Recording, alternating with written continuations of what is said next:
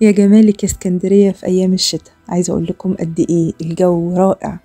جو اسكندرية ما بيبقاش حلو غير في الشتاء، مش عارفة بحب جدا الأجواء دي، أجواء الغيوم، أجواء السقعة، البحر وهو كده زي ما تقول بيتكلم بيتحرك بطريقة عفوية جدا، وكمان آيس كريم في ديسمبر حقيقة بعشق جدا الفترة دي.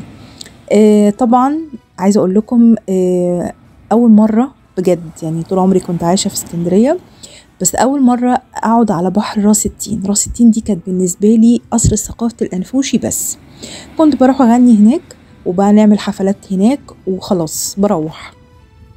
بس حقيقة المرة دي بقى قلت ضروري لازم اجيب ايس كريم من عند مكرم اللي في راس التين، اكيد الاسكندريين عارفينه، بحبه جدا جدا جدا. بحب كده اجيب سلطانية ايس كريم واقعد على البحر، بس ما كانش يعني في بالي خالص ان انا هقعد في راس التين في البحر نفسه.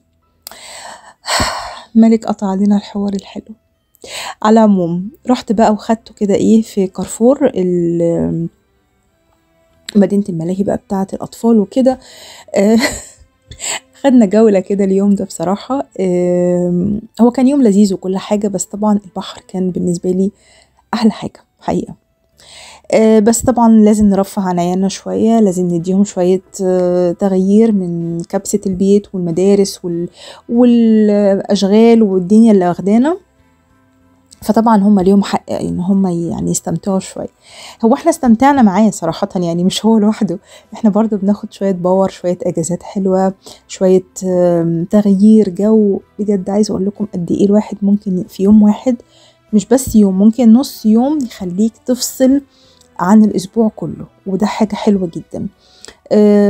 طبعا ده بره الصندوق خالص، بره المطبخ، بره البيت، بره الاشغال بتاعتنا، بره الشغل، بره اي حاجه. المهم ان الواحد بس بيستمتع شويتين بتوعنا دول وبس على كده.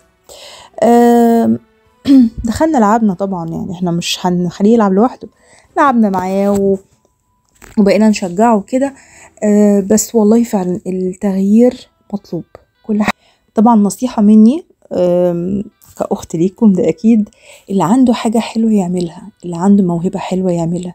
بتعرفي تطرزي طرزي، بتعرفي تطبخي تعملي طبخة حلوة اعملي، بتعرفي تعملي أشغال يدوية، بصي لازم تاخدي كده قسط بسيط من حريتك في حياتك، يعني ان انتي تستمتعي شوية بحياتك. انا عارفة طبعا الدنيا فيها ضغوط كتيرة جدا وتعب كتير، بس لازم نفصل عشان نقدر نكمل حياتنا.